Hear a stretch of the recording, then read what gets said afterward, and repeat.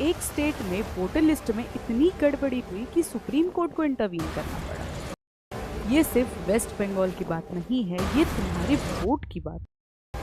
अगर voter list corrupt हो जाए तो डेमोक्रेसी का क्या होगा?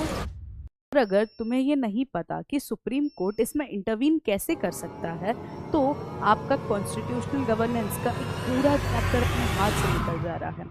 आइए समझते हैं। वेस्ट बंगाल में एलिगेशंस आए हैं कि वोटर लिस्ट में लार्ज स्केल मैनिपुलेशन हुई, fake entries, deleted genuine voters और सस्पिशियस एडिशंस। मामला इतना बड़ा है कि सुप्रीम कोर्ट ने इलेक्शन कमीशन ऑफ इंडिया को डायरेक्टली नोटिस भेजा। अब कॉन्स्टिट्यूशनल फ्रेमवर्क समझो। इलेक्शन कमीशन ऑफ इंडिया एक कॉन्स्टिट्यूशनल बॉडी है आर्टिकल 324 के अंडर। ये आर्टिकल ईसीआई को सुपरिंटेंडेंस, डायरेक्शन और कंट्रोल देता है इलेक्शन के कंडक्ट्स का, वोटर लिस्ट का और पूरी इलेक्टोरल मशीनरी का। कोई भी स्टेट गवर्नमेंट या सेंट्रल गवर्नमेंट डायरेक्टली ईसीआई को ऑर्डर नहीं दे सकती। तो सुप्रीम कोर्ट कैसे आया? आर्टिकल 32 ये फंडामेंटल राइट्स का एनफोर्समेंट प्रोविजन है। जब सिटीजन का राइट टू वोट, जो कि एक कॉन्स्टिट्यूशनल राइट है, खतरे में हो तो सुप्रीम कोर्ट डायरेक्टली इंटरवीन कर सकता है। यही हुआ यहाँ।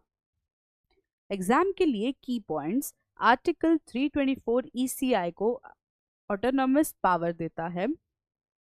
Voter list maintenance representation of peoples act 1950 के अंदर होता है और सुप्रीम कोर्ट की सुपरवाइजरी जुरिस्डिक्शन इलेक्शन कमीशन के नाम को भी कवर करती है अगर फंडामेंटल राइट्स इन्वॉल्व हो तो।